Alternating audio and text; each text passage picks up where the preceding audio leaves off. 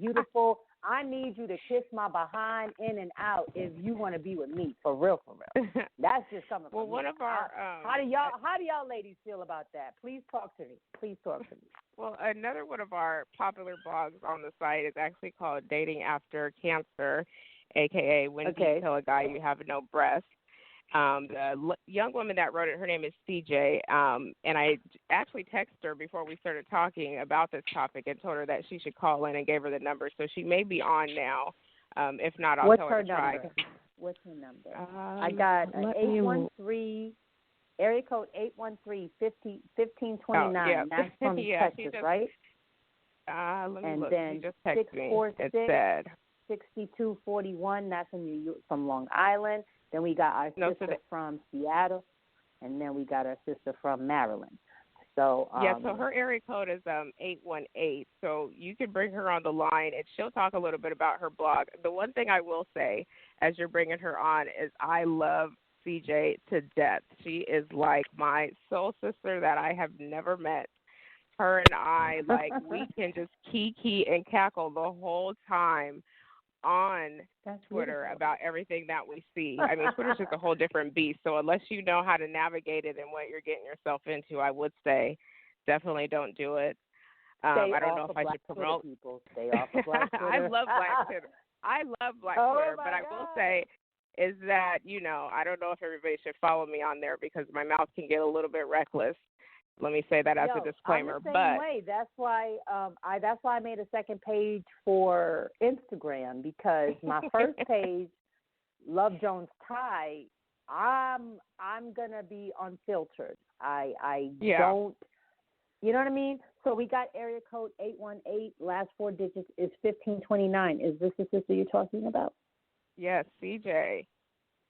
CJ, you're being beckoned to call and talk to us. So what's going on? Hi, how are you? Hey, Hi. CJ. Hi. How's it so going? CJ, give us the 411, sister. Spill the tea on dating after this, because a sister like me need to know, honey. I need to know.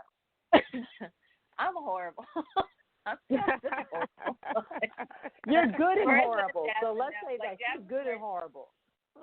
Jasmine and Marissa know. Like, I've been, especially on Twitter, I'm all over the place. I honestly, as far as the dating, like, so I'm single. I was single before I got breast cancer. I was single during breast cancer. I was single after breast cancer. So it was, and for me, it was like I said it in my blog. Like, it was a big difference for me in the sense of, like, before breast cancer, I could be a hoe all day, every day, because I had big boobs and a big butt, and I had curly hair. And then, like, wait. Did you just say you'd be a hoe? Did you just call yourself a hoe? I was all over the place. You was like Poison BBD when he said you can't trust a big butt and a smile. Like, I'm here to have a good time. I'm chilling. Okay. Like, don't ask questions. We're not here to waste any time. You know why I'm here. Ooh, scandalous, honey. Scandalous. Yeah, I was. But once I got breast cancer, you know, I had to have my breast removed, and I was a double D. So that was, and I didn't get reconstruction. So I went from a double D to completely flat. And that genuinely and wholeheartedly just affected everything in regards to my self-esteem. Like, if I had any, like, underlying self-esteem issues, that humbled me, that surfaced, and that was just like, it's here, and this is just what it is. When I actually first started attempting to go out on a date, the first guy that I ever dated, he was this Puerto Rican dude. And he was Puerto Rican, and he was an officer in the Navy. And I remember we had went on a date, and I wore my prosthesis. I wore them, you know, every single date that we went on or whatever, and everything was good. And then finally, like, I was like, okay, at some point in time, because the conversation, you know, started getting into us, like, spending more intimate time together and everything like that. And so it was just like, okay, at some point he's going to find out. There's going to be somewhere along the line where he's going to realize that I don't have boobs, like, they're not there. And so it was essentially just basically having that conversation. Like I started talking about, like, I talk about breast cancer as if it was like a cold now. Like if I literally just talk to I will accidentally blurt it out in the sense of like, oh yeah, when I was sick, and somebody's like, well, what do you mean? I'm like, oh yeah, I had breast cancer, and I'm like, anyway, and they're like, wait a minute, back up. I'm like, what the hell did you just say? And I'm like, oh yeah, it happened. So where's the officer and a gentleman now? He's still in your life or no? No. He was. I will say men in the Navy, while they're good to look at, most of them are dirtbags. So I'm not going to say the Navy, I'll say military. No, I'll say your pain because my current husband, who I'm separated from, is an officer. He's an officer. He's in the Army, and he's a Kappa. So he's in fraternity. So it's just like, I'm used to frat boys, but a frat boy and an officer was just another beast altogether. So I'm gonna just have to. So fuck that shit. Yeah, they think they're these niggas ain't loyal, y'all. These hoes is not loyal. Okay, I'm gonna put that out there. Niggas is hoes too, and some of these brothers, they step into your corner, and then they just become like shallow Hal. You know, the minute you get sick, they running like, you know, like you're the plague or something. And I don't even think they understand how that affects a sister. Like, okay, so you was there for me when my body was intact, and when we said those vows for good, for sickness and in health, you must have not been listening to something, my nigga, because you done ran after the fact. So it's like, are you really listening to the shit you say, or are you just down for a piece of pie? You know what I mean? And that's usually what it is it's, you know, that my son's dad did that. You know, we weren't together, but when I got sick, it was more than enough for him to say, like, okay, I'm cool all together. And that was one of the things that I was just like, you know what, I got it. It helped me get to a point to where I was just like, you know what, I just can't respect somebody. Like, to me, you're weak. Like, as a man, you're weak. You're weak in every aspect. If something, like, if you see somebody else suffering and the only thing that you're thinking about is how it's making you feel, I don't care about how you feel. I'm the one that's going through this, so who cares about how you feel? And if your feelings take precedence over what I'm going through, then you can kick rocks. Because it's for what? Yo, you know what? You're a sister. I'm gonna keep in touch with you because you're a woman after my own heart. I say that. Well, you know what, my nigga, you can kick rocks, nigga. So we got some more callers calling in. Area code 803. That lit up everything, I'm sure. Last 4256. Your name and where are you calling from? No, it's Tisha again. I don't know. Somehow I got cut off, and I'm just dialing back in. Okay, hold on, Mama. Hold on. All right. And another number, area code 805, last four digits are 5011. Your name and where are you calling from? My name is Kelsey, and I am calling from Metro Detroit area. Hey, nice. Wow. Hey, Kelsey. Hi. So are you familiar with Marissa and Jazz, Miss Kelsey? Yes, actually, I have featured her on my podcast recently, her and Marissa. Nice. Okay, so what's the name of your podcast? And give us a shout out. Who are you? Tell us, lady of the hour, of the minute. What's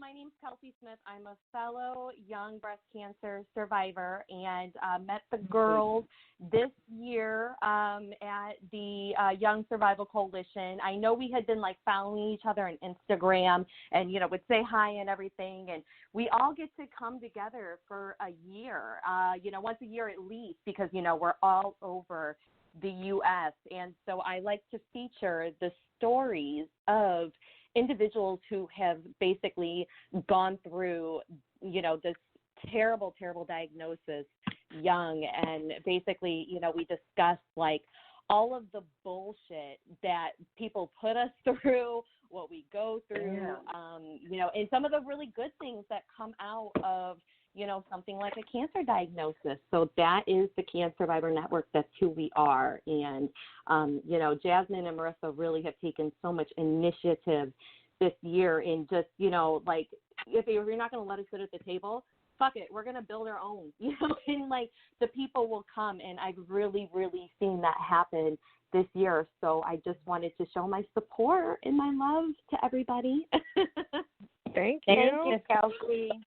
Kelsey, I'm going to save your number. It's 805, last four digits, 5011, correct? Yes, that's my number. Right. Please do. I'm going to save you. Stay on the line with us because I love what you're saying. And another sister that's doing her thing in the podcast world, we definitely got to connect. So then my sister, that area code 818, last four digits 1529, you were just going to be the ODB of the crew because I'm giving everybody a nickname, and you are definitely shimmy y'all, shimmy y'all. Like it's like you just bring the rawness. It's like, yo, I am so loving you with this realness. It's like finally another sister that has no filters like Ty and be like, yo, fuck that shit. So. Yeah, that's why I love CJ. A documentary on Hulu too about Wu-Tang. I was like, oh look, it's ODB. Yeah. No, because you know why? When I see sisters like Jennifer Lewis, guys, and when I hear this woman, and I got to see her speak because I was in Raleigh, North Carolina back in March, and for Women Empowerment. The radio station hosts an event every year called Women Empowerment. If you guys want to be a part of it, please let me know. You can have a booth where you can sell product, or you can be a vendor. So it's Radio 1 of Raleigh, and I used to work for Radio 1, so I'm still connected to the station, and they do something called Women Empowerment. It happens once a year. It's at the PNC Arena, pretty much like how Madison Square Garden is. It's very large. And this year's keynote speaker was Jennifer Lewis. And so I had the opportunity to participate because my god sisters own a boutique called Azani Couture, and they hosted the fashion show for the event. So with that said, Jennifer was on stage dropping the F-bombs and mother F of this and F that, and she was really promoting her book. She was giving women encouragement. She was telling women, you don't have to settle.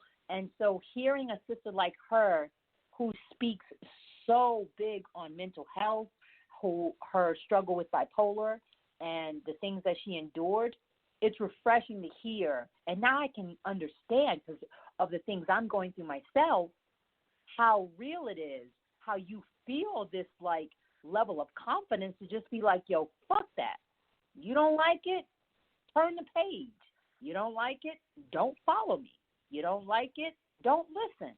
But your feelings matter. So when you just told me your testimony, I actually was so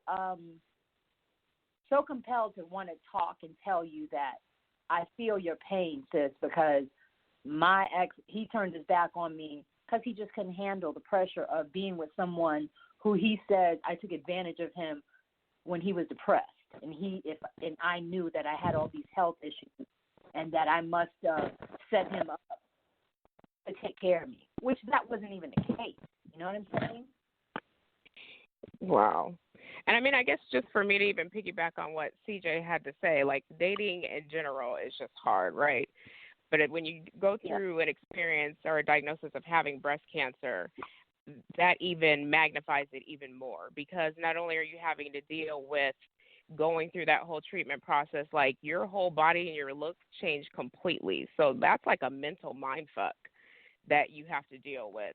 So to be able to be brave and step out of that and say, okay, well, now I'm going to date myself, knowing that you have this other type of quote unquote monkey on your back that you are going to have to say to somebody like, hey, look, like I don't have any breasts, or I went through breast cancer and have these issues. It comes down to finding the right person who is going to be able to, be able to receive all that information and then, ask questions and want to see what it's about and, not be ignorant about it and willing to learn what is supposed to be there. I think everybody can find somebody like that. It's going to be a process. I mean, dating's a process regardless. That's true. I think Jazz, you want to say something? Yeah, I think as a married woman